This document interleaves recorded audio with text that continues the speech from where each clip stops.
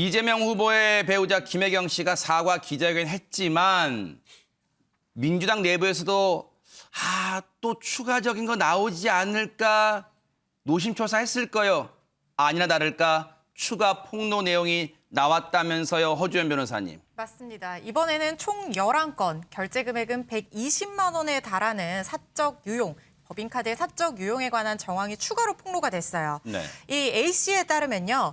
본인이 경기도청 공무원으로 재직하던 그 기간 중 6개월 동안 경기 성남시와 수원시에 있는 백숙집, 중식당, 초밥집 2곳 포함해서 식당 7곳에서 총 11건을 자기 카드로 일단 결제를 했다고 합니다. 그래서 음식을 산 다음에 이걸 김씨 자택으로 배달을 했다는 거예요. 그리고 이제 기존에 얘기했던 법인카드 유용 방식과 동일하게 자기가 이제 며칠 뒤에 다시 가서 이 경기도청의 도정 업무에 쓰인 것처럼 법인카드로 재결제하는 방식으로 유용을 했다 이렇게 주장을 하고 있는데요. 네. 실제로 동아일보 포함한 언론사들이 확보한 A씨 카드의 결제 내역에 따르면 A씨가 말한 식당 7곳에서 결제한 내역들이 확인이 되고 있다고 하고요. 금액은 이제 7만 9천 원부터 12만 원씩 총 111만 8천 원, 그러니까 120만 원에 달하는 그런 내역들이 확인이 됐다고 합니다. 그런데 이 식당 7곳의 위치가요. 다 도청보다 김씨 자택에 가까웠다고 해요. 그러니까 일부 식당은 김씨 자택에서 걸어서 한 10분 정도 거리에 있는 굉장히 가까운 동네 식당이죠. 그리고 또 일부 식당은 차로 한 10분에서 15분 정도 거리에 떨어져 있었다고 하는데 경기도청에서는 이 식당들이 모두 차로 40분 정도 걸리는 곳에 있는 먼 거리에 있는 식당이었다고 합니다. 저것만 가지고 딱 부러지게 말할 수는 없겠지만 법인카드라면 이제 직원들이 업무용 점심 그런 걸 먹으러 이제 가잖아요. 차로 40분 글쎄 공무원들이 점심시간이 한 2시간 되나요? 그건 아닐 거 아니에요. 차로 40분 거리까지 가서 밥을 먹어요? 그럴 가능성이 좀 희박하잖아요. 우연의 일치일까요? 전부 지금 이재명 후보 자택 가까운 데에 있다는 거예요, 식당들이. 아까 식당 내역 쭉 한번 보여주세요. 다양합니다, 메뉴가. 초밥, 베트남 음식 등등등. 맛있겠어요. 그런데 액수가 보세요. 11만 8천 원. 물론 10만 원 안 되는 것도 있어요. 11만 1천 원, 10만 5천 원, 11만 2천 원, 12만 원. 다음 장도 볼까요? 8만 8천 원, 8만 8천 원, 7만 9천 원, 7만 9천 원, 12만 원. 12만 원을 딱 넘지는 않아요. 제일 많은 게 12만 원. 그 이유가 기존의 언론 보도에 전해졌습니다만 뭔가 A씨, 제보자 A씨의 얘기로는 법인카드 회계 규정상 액수 12만 원을 채우려고 한 것이다라고 주장을 하고 있습니다. 그런데 혹시나 했는데 역시나 이 지시를 내린 사람이 하민경 대변인님 배 씨였다면서요. 네, 맞습니다. 배 씨라고 이제 공익 신고자가 됐는데 공익 신고자 신고를 이제 했습니다. 신청을 했고요. 네. 인권위에다가. 그러니까 배 씨라는 사람은 제보자 A 씨에게 이제 이 지시를 내린 사람, 그리고 네, 공익 신고자로 신청한 자기를 보호해달라고 네. 신고한 사람 A 씨죠. 지금 통칭 네, A 씨로 맞습니다. 하고 있으니까요. 네네. 네, 그러면 그 A 씨가 얘기를 하는 게 사실은 얼마 전에 있었던 김혜경 씨의 사과를 본 다음에 그러면 이 많은 음식은 도대체 누가 먹었느냐? 법인카드의 유용은 도대체 어디까지 인정을 한다는 거냐? 이거를 추가적으로 정말 묻고 싶은 게 내 입장이다. 이렇게 입장을 밝히면서 추가적으로 이제 폭로를 사실은 했는데 그 부분을 보면은 배모 씨가 이제 영수증 가져가서 오늘은 이제 13만 원이 넘는다. 그러니까 2개로 나눠서 다시 이제 하나로 합쳐갖고 지난번 것까지 해서 합쳐서 하나로 긁어오세요. 이렇게 얘기를 하고 그랬더니 또 알겠다라고 얘기를 했고 항상 이제 12만 원에 맞추는데요. 그 업무 추진비 같은 경우에 식비 같은 경우에는 한 사람당 3만 원씩 이제 식사를 할 수 있다고 하는데 당시 이제 코로나가 좀 심각한 상황에서 방역 수칙이 4인까지 이제 식사를 할 수 4인까지만. 있었으니까 3만 원 곱하기 4. 그래서 12만 원에 이제 맞춰서 이제 결제를 한 그런 걸로 보이고요. 개인적으로 이제 카드를 결제하고 이제 취소하고 다시 법인카드로 이제 결제를 했는데 그 부분까지도 이제 나오겠지만 이제 5개 부서가 나눠서 이제 그런 부분이 이제 내역에 적혀 있었다고 합니다. 네. 그래서 그런 부분이 더 논란이 되고 네. 있는 상황이고요. 백성훈 변호사님. 네. 이런 생활에 익숙치 않은 시청자분들은 앞서 배 씨가 얘기한 것 중에 우리의 특히 백성문 변호사님의 독해 능력이 필요한 대목이 있어요. 뭐냐면 지난번 거하고 오늘 거하고 합쳐가지고 하나로 긁어오세요. 이거 해석 좀 해주세요. 그러니까 오늘 게 지금 이제 13만 원이 넘으니까 12만 원 밑으로 끊어야 되잖아요. 그죠? 네. 그러니까 오늘 거를 12만 원으로 하고 지난번 거하고 합쳐서 같이 끊으면 두 개를 다 12만 원 밑으로 맞출 수 있다는 뜻인데 아까 그 음식점 결제 내역 보면 베트남 식당에 관련된 게 두 개가 절묘하게 그 금액이 맞습니다. 아까 그게 연관돼 있는 것 같아요. 한번 보여드릴까요? 네네. 네, 아까 지금 말씀하셨던 것처럼 12만 원이 너무 안 되는데 오늘 게 12만 원이 넘으니까 지금 베트남 음식점 하나가 11만 1,000원, 그 전에 게 9만 8천 원이죠. 아마도 4월 30일 게 13만 원이 넘으니까 저걸 12만 원 밑으로 끊고 추정컨대. 네, 4월 23일 거하고 오늘 나머지 거를 합쳐서 다시 끊어달라 해서 저 두 개가 날짜가 연결되는 것 같습니다. 근데 아까 경기도청에서는 먼데 이재명 후보 자택에서는 가깝다 이런 얘기를 했잖아요. 근데 그 거리가 중요한 게 아니고요. 이 음식이 어디로 배달됐나요? 순회동으로 갔다는 게 순회동. 지금 A씨 얘기잖아요. 그러니까 순회동으로 배달이 갔으면 그럼 순회동에서 드신 분은 아마도 이재명 후보 자택에 계신 분 아니겠습니까? 근데 그러다 보니까 이 법인카드로 이제 소위 유용했다고 지금 의혹을 받고 있는 음식들을 먹었던 것이 김혜경 씨가 아닌가라고 지금 추정을 하고 있는 겁니다. 아니 그러니까 이제 허주현 변호사님 여기서 시청자분들이 궁금하실 거예요. 대리 처방 의혹이 있었을 때 이 A씨가 약도 대리 처방 받은 약을 어느 쇼핑백에 넣을까요? 두 가지 쇼핑백 골라주세요. 배 사무관님. 그래서 이 쇼핑백에 넣으세요 했더니 거기에 대리 처방 받은 약을 넣어서 순회동 그 아파트 앞에 문 앞에 소화전 거기에 걸어놨잖아요. 이 세탁물과 같이. 거기에 또 사진 찍었잖아요. 인증샷으로.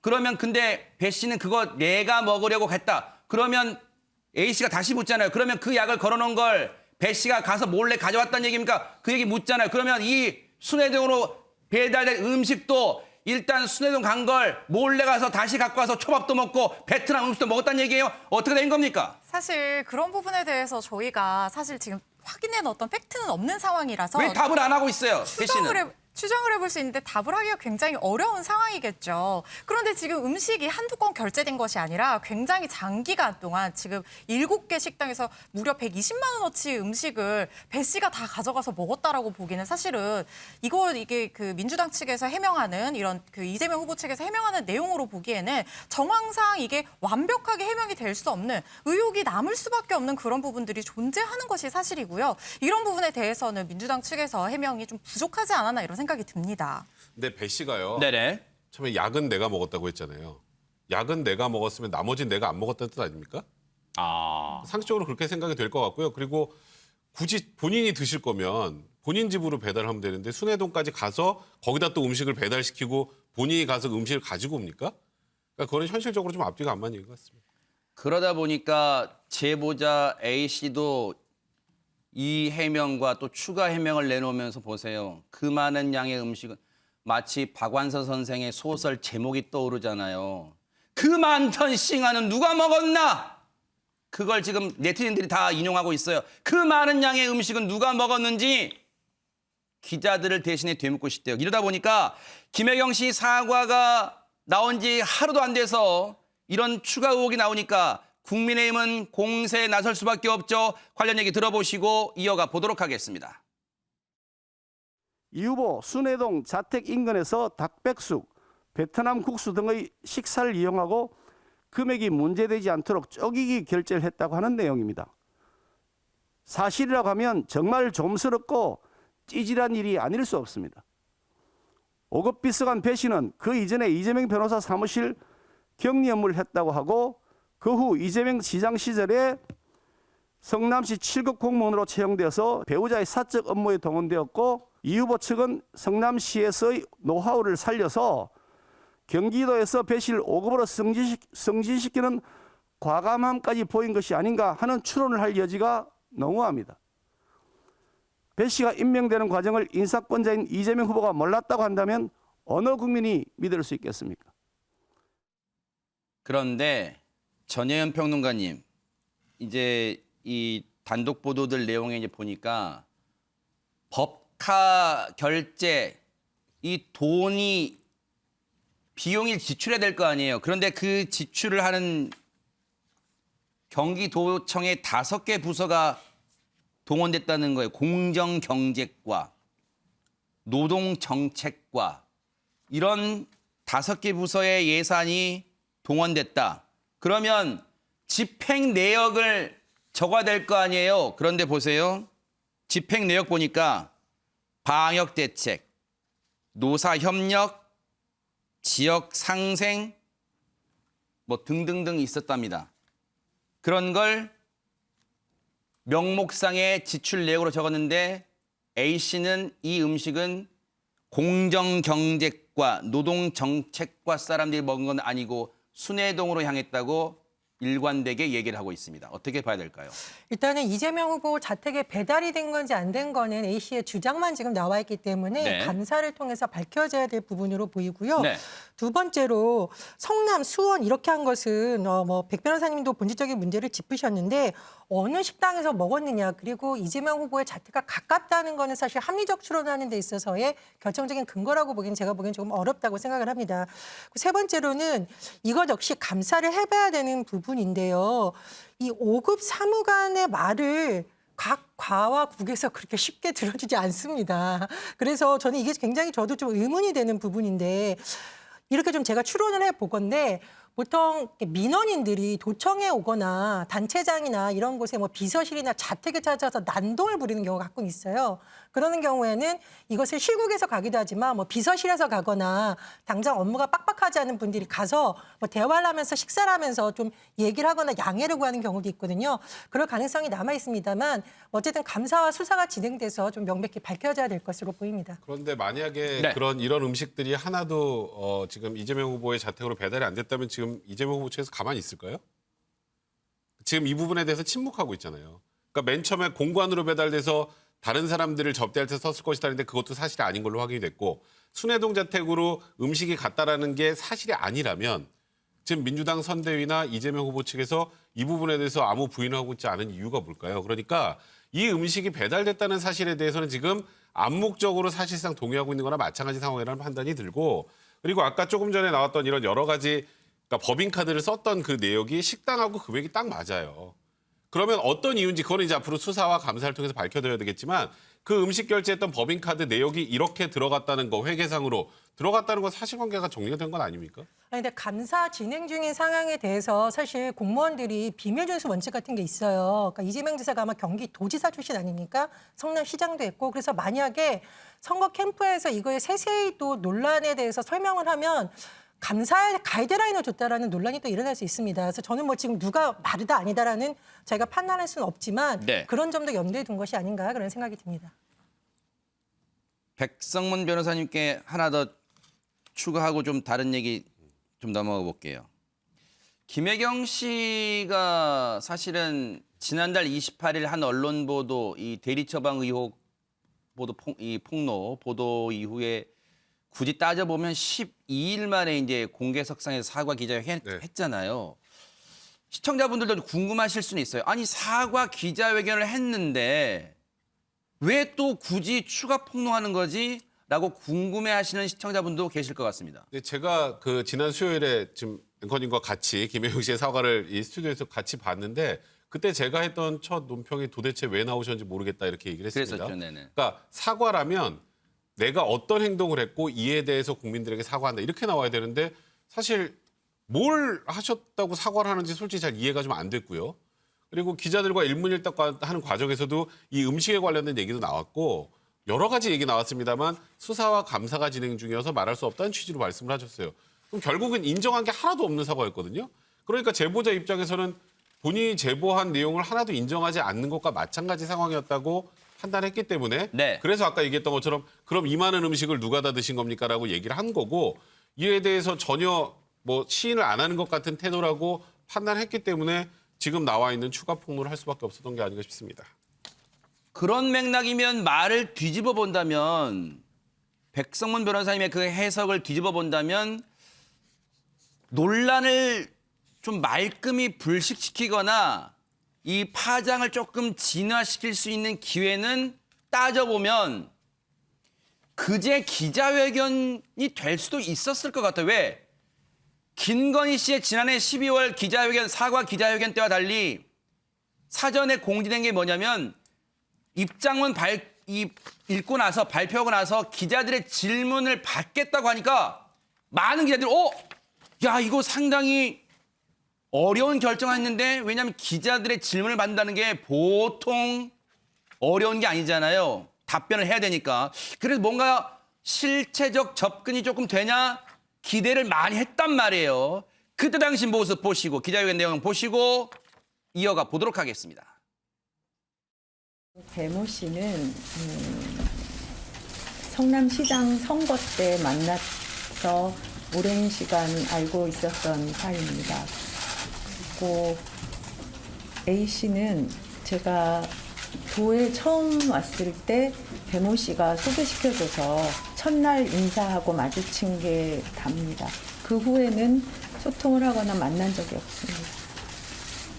지금 수사와 감사가 진행되고 있다고 들었습니다. 실체적인 진실이 밝혀질 때까지 최선을 다해서 협조를 하고 그리고 거기에 따라서 결과가 나오면 부분에 책임이 있다면 책임을 질 것입니다. 저 기자회견 이후에 제가 모든 언론이라고 하진 않겠습니다. 상당수 언론들이 실체를 밝히기에는 미흡했다, 알맹이 없는 기자회견이었다 등등의 평가를 했어요. 그런데 민주당 송영길 대표는 조금 다른 생각을 하는 것 같아요. 허주연 변호사님. 맞습니다. 송영길 대표는 TV조선과의 인터뷰 출연을 하셔가지고 지금 상당히 곤혹스러웠는데 직접 나와서 사과를 잘하셨다라고 자평을 했습니다. 이 후보를 둘러싼 여러 의혹 중에 가장 방어하기 어려운 문제가 뭐냐라는 질문에 대해서 다 잘 해결하고 있는데 그중에 좀 어려웠던 게 바로 이 법인카드 유용과 관련한 의혹이었는데 사과를 한 것이 잘 사과를 한 것이다 이렇게 평가를 했어요. 네. 그래서 이제 다시 앵커가 김 씨 사과에 구체적인 내용이 없다는 지적이 있다라고 얘기를 했더니 본인 자신도 잘 모르기 때문에 구체적으로 아마 사과를 할 수가 없었지 않겠냐라고 반문을 했어요. 그러니까 이제 7급 공무원이 언론사에 제보를 했는데 그 네. 내용을 잘 모른다. 그러니까 배 씨와 A 씨의 관계를 김혜경 여사가 잘 모른다라는 얘기를 지금 계속 하고 있는 상황이잖아요. 네. 그래서 여기에 그대로 착안을 해서 아마 포괄적으로 사과할 수밖에 없지 않았을까 한다라고 설명을 했는데 아까도 계속 얘기가 나왔지만 이 도청 공무원 A 씨가 쓴 결제 내역과 법인카드로 재결제한 며칠 뒤에 재결제한 내용이 금액까지 똑같은 정황들이 지금 계속해서 나오고 있는 상황이에요. 그래서 의혹 단계에 있기는 하지만 이런 것들을 다 해소하기에는 사실 사과 자체가 좀 불충분한 측면이 있어서 국민적인 의혹이 계속 제기되고 있는 거거든요. 그래서 민주당 측에서 이런 설명을 하는 것이 합리적인 의심을 해소하기에는 다소 불충분했는데 송영길 대표는 원론적인 입장에서만 자평을 한 것으로 그렇게 생각이 됩니다.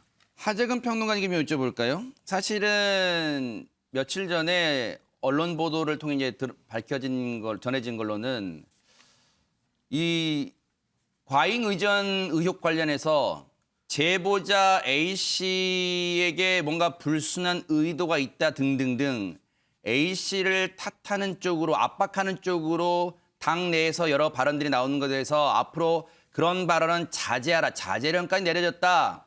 뭐 이런 언론 보도도 있었어요. 그런데 그런 맥락에서 보면 송영길 대표의 이런 발언은 글쎄요. 원론적인 얘기인지는 모르겠습니다만 이게 오히려 도와주기는커녕 이 사태 진화에 도움을 주기는커녕 글쎄요. 반감을 더 키우는 거 아니냐 이런 해석도 충분히 나올 것 같습니다. 일단 국민들이 생각을 하는 것은 이 사건의 진실을 모르겠다. 빨리 좀 진실이 밝혀지면 좋겠다라고 이야기를 하는 건데 이제 민주당 측에서는 또 그러니까 이재명 후보 측이라든가 또는 넓게 보면 민주당 측이라든가 그쪽에서는 일차적으로 진실을 밝혀야 되는 상황이고 그런데 진실이 밝혀지지 않은 상황에서 먼저 앞질러서 민주당 대표가 뭔가 두둔하는 듯한 뭐 이대로 정리하고 갑시다라고 이야기를 하는 듯한 이런 모습을 보이게 되면 국민 입장에서는 아무래도 궁금증만 더 생기고 답답증이 더 생길 수밖에 없는 것이기 때문에 지금 민주당이라든가 이 후보 측에서는 이대로 덮읍시다라는 말을 하기보다는 좀 국민들 속이 시원하게 빨리 진실을 밝히는 모습을 보여야 될 것 같습니다. 네. 그래서 그럴까요? 국민의힘이 오늘 가만히 있지 않았어요. 이재명 후보와 배우자 김혜경 씨를 공수처에 고발 조치했습니다. 그 얘기 좀 보시고 이어가 보도록 하겠습니다. 이재명, 김혜경 부부의 공무원 공로비 사태와 경기도 법인카드 사적 유용에 관해서 검찰에 고발을 했습니다. 그러나 검찰에서는 이 사건을 수원지검에 이첩을 했고 수원지검에서는 수사 의지가 없이 경기 남부경찰청으로 사건을 이첩했습니다. 원래 이 두 사건은 공수처의 수사 대상인 사건입니다.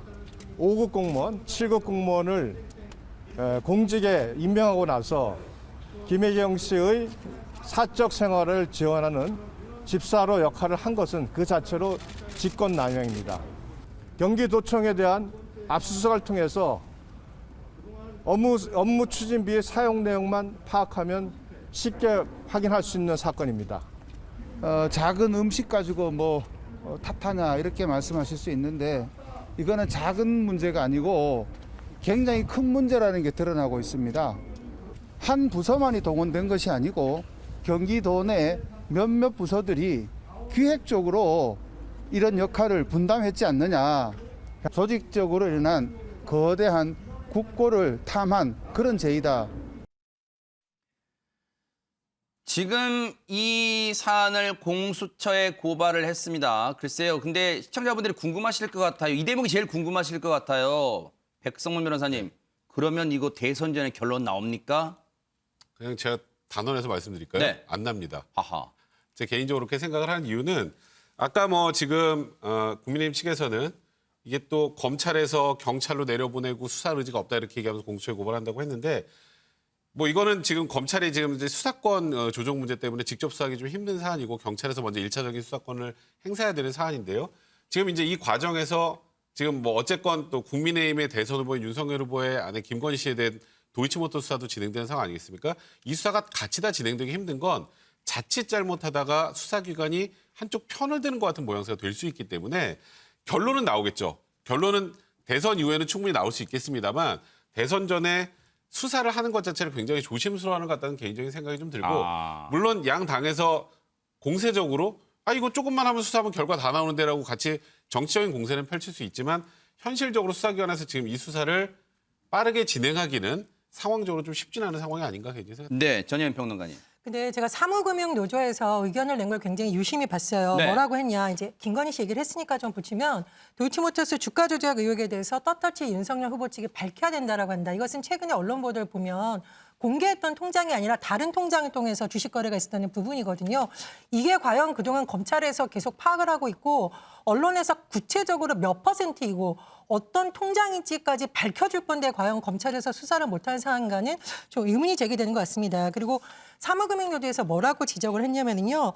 주가 조작 범죄는 선량한 투자자들의 투자금을 불법적으로 탈취하는 행위이기 때문에 가볍지 않다라고 지적을 했습니다. 그래서 네. 이걸 정치적으로 볼 부분만이 아니라 정말 뭐 검찰도 이런 부분에 대해서 수사 의지가 있는 것인지 아니면 김혜연 씨가 김건희 씨가 검찰이 어떤 소환에 불응했다라는 식으로 언론 보도 나오는데 그 부분에 대해서도 내부 확인이 필요할 것으로 보입니다. 네. 근데 이 와중에 기름을 부은 발언 있죠. 여러분 기억나실 거예요. 유인태 전 사무총장이 도지사 부인이 장보러 가는 거 봤어요? 그런데 여기에 또 반박하는 말들이 나오고 있어요. 참 점입 가경입니다. 얘기 한번 쭉 들어보시고 이어가 보도록 하겠습니다. 제가 지자체장 들한테 물어봤어요. 딴 데네. 예. 그랬더니 지사 부인이 저기 뭐 시장에 장 보러 가는 보았어요? 그러니까 그럼 아마 기사가 나올 거예요. 지사 부인들은 장 보러 안 가세요?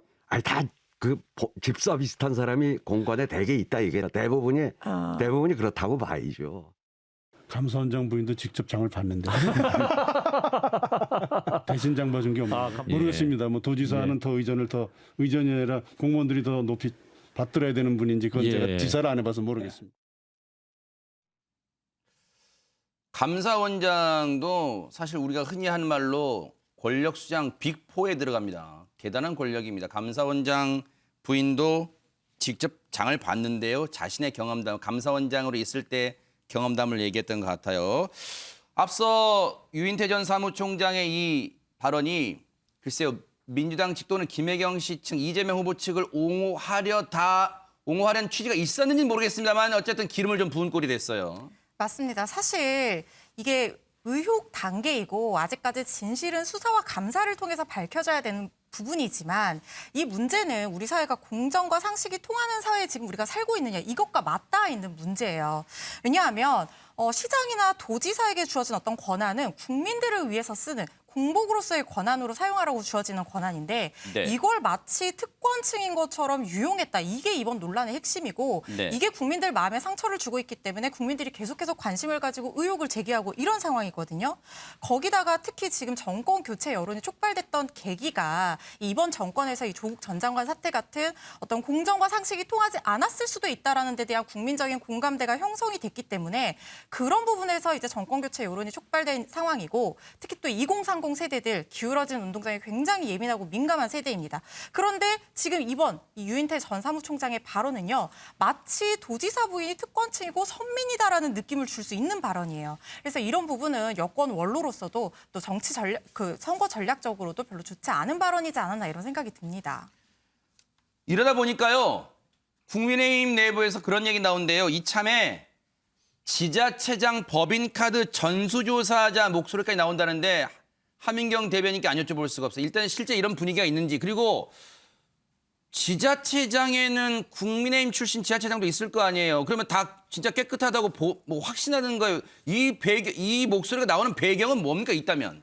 아까 전에 그 유인태 전 그 사무총장 발언 중에 그 지자체장들한테 물어봤더니 네, 몇몇 지자체한테 아는 지자체장한테 물어봤다잖아요. 네. 그럼 사실 아는 몇몇 지자체장들한테 물어봤더니 부인이 이제 장을 보러 가는 게 있냐 없지 이렇게 사실 이게 뭐 관행인 것처럼 일반적인 관행인 것처럼 이렇게 하는 분위기가 사실 저희는 너무 깜짝 놀랐고 이게 지금 180석 여당이 지금 다 지자체장 저희도 있지만 국민의힘도 있지만 지자체장 많이 하고 계시는데 도대체 누구한테 물어봐서 그러면은 당연히 장을 보고 이런 부분이 잘못됐다라는 건데 그 문제의 본질에 대한 답을 안 하고 이렇게 두둔하는 발언 좀 이렇게 일반적인 관행인 것처럼 네. 그러면은 전국의 민주당 소속 지방자치대 그 단체장들이 이런 불법을 관행처럼 저지르고 있다라는 건가? 이런 의심이 합리적인 의심이 들지 않을 수 없는 그런 상황인 것 같고 네. 그리고 이 부분에 대해서 국민들이 왜 자꾸 이렇게 궁금해하시고 왜 자꾸 이 부분에 대해서 저희가 도덕성 이런 부분을 얘기를 하는 거냐면 사실 이거는 조직적이고 되게 치밀하고 오랫동안 이루어졌고 그다음에 이거는 정말로 되게 중대한 범죄거든요. 공금에 대한 유용이라는 부분에서 사실 되게 큰 거지 정말 김혜경 씨가 그걸 뭐 백숙을 먹었는지 뭐 베트남 음식을 먹었는지 뭐 그런 부분 네. 뭐 12만 원 내에 끊었으니까 어떤 분들은 이게 12만 원 안쪽에 그런 금액인데 네. 그걸 뭘 그렇게 하냐. 사실 일부만 이렇게 공익 신고자 그 제보자 A 씨가 얘기를 한 거라고 보이고 네. 이제 너무 모른다라고 얘기를 하니까 거기에서 나온 게 그 네. 백숙 같은 경우에 정말 같이 이렇게 우리 곧 언제 도착한다 이렇게 배모 씨가 텔레그램 그 메시지를 보낸 것도 이렇게 제출을 한 상황이거든요. 그래서 그런 부분을 보면 사실 국민이 원하는 것은 정말 좀 깨끗한 그런 위정자가 아닐까 이런 네. 생각을 해봅니다. 앞서 발언 중에 하나는 전제를 해야 돼요. 왜냐하면 지금 이게 사실로 확인되지는 않았습니다. 그러니까 범죄라고 단언하거나 언급하는 건 좀 무리가 있으니까 그 부분은 좀 정정하실 거죠. 지금 범죄라고 단언할 수는 없어요. 하민경 그렇게 대변인도 하겠습니다. 변호사 네. 출신이고 하니까. 네. 네. 그 부분은 지금 수사와 감사가 이제 진행돼야 되는 부분이고 일단 이런 의혹으로 일단 표현하겠습니다. 그 부분을 지금 시청자분들이 궁금해하신다는 거예요. 지금 하민경 대변인 얘기는. 그런데 앞서 지사 부인이 장 보러 가는 거 봤냐? 한쪽에서는 우리 부인은 장 봤다. 이러다 보니까 지금 인터넷상에서 지금 화제가 되고 있는 사진도 있다면서요. 참 이런 상황입니다. 하재근 평론가님. 네, 독일의 메르켈 전 총리가 화제가 되고 있는데 네.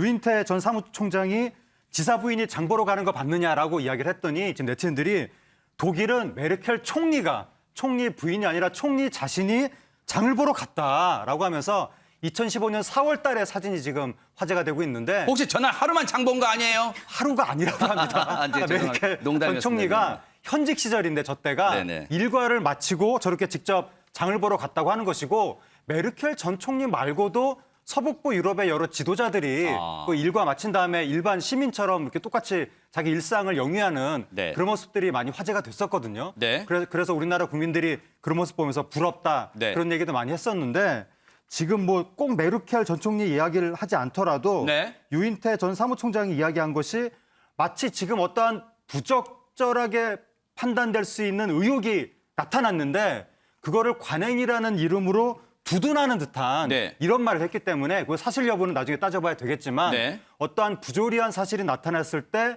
관행을 이야기하는 사람은 항상 비판을 받을 수밖에 없거든요. 아하. 근데 유인태 전 사무총장이 지금 이 당위를 이야기할 타이밍에 네. 잘못된 관행을 이야기한 것 같고 네. 이렇게 지도자들이 부조리한 일에 대해서 관행을 이야기할수록 국민들은 점점 속이 답답해질 것 같습니다. 네. 이런 가운데 오늘 한 언론 보도 보니까 김혜경 씨가 사과 기자회견 했잖아요.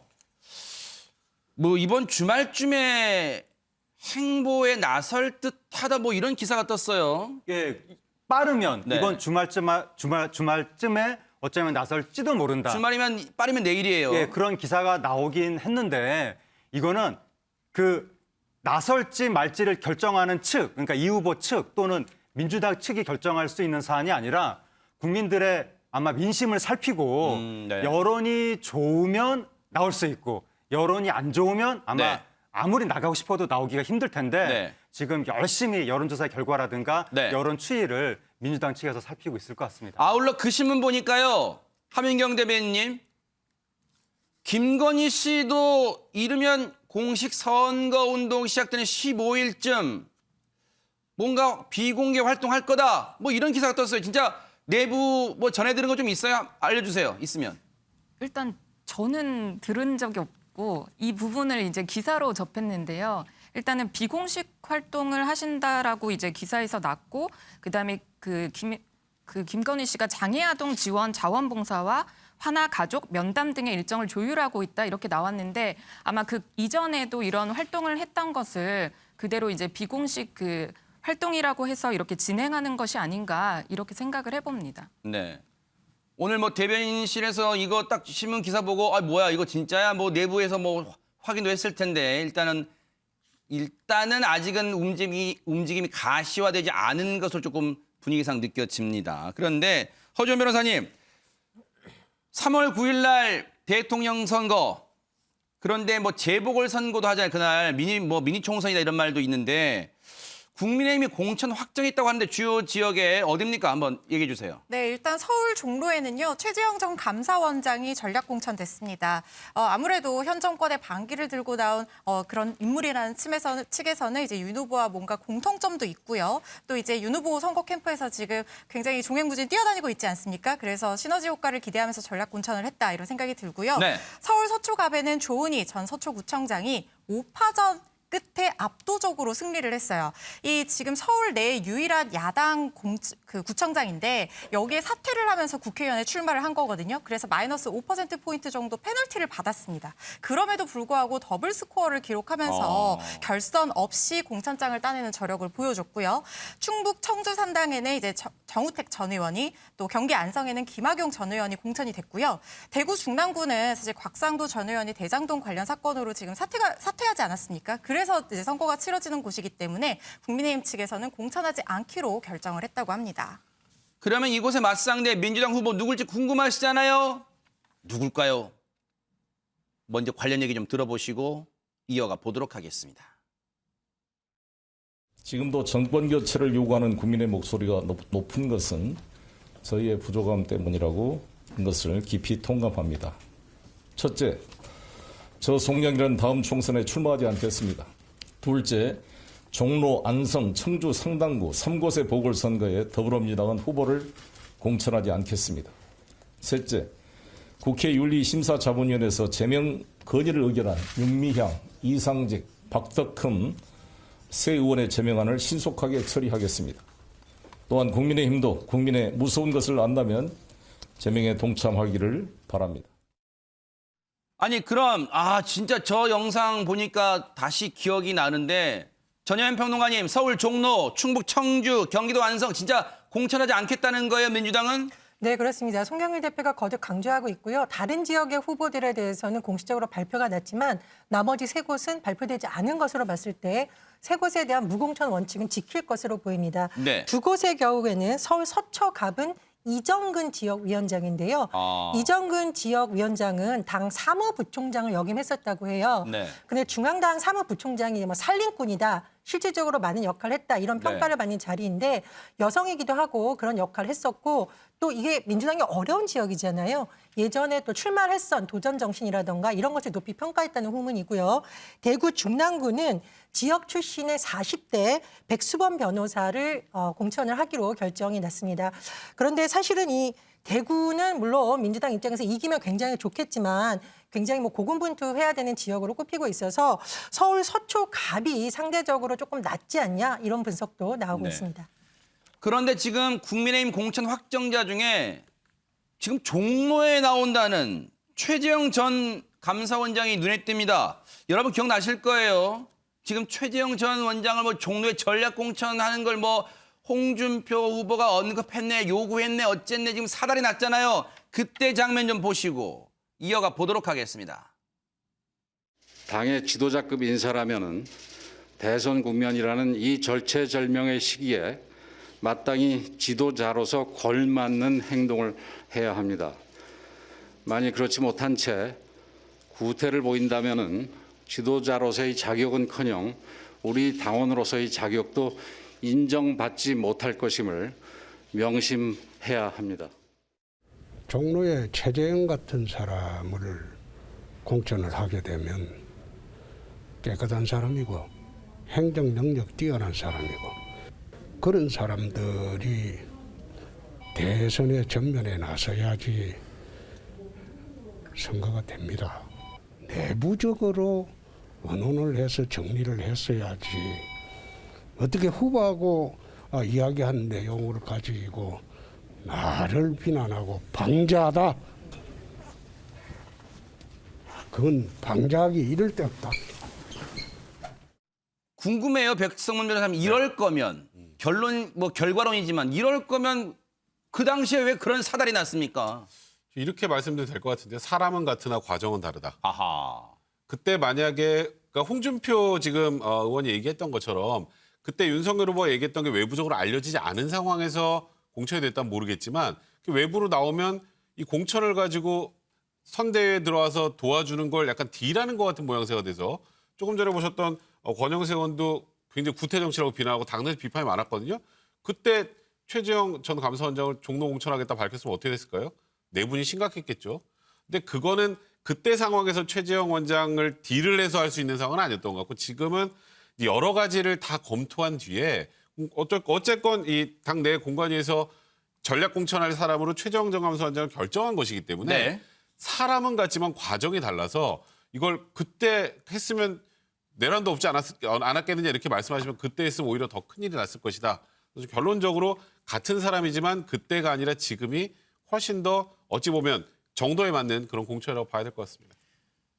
국민의힘에서는 최재형 전 감사원장이 전략 공천됐고 민주당은 공천하지 않기로 하면서 글쎄요. 최재형 전 원장이 무혈 입성할지는 좀 지켜봐야겠어요. 단언할 수는 없습니다.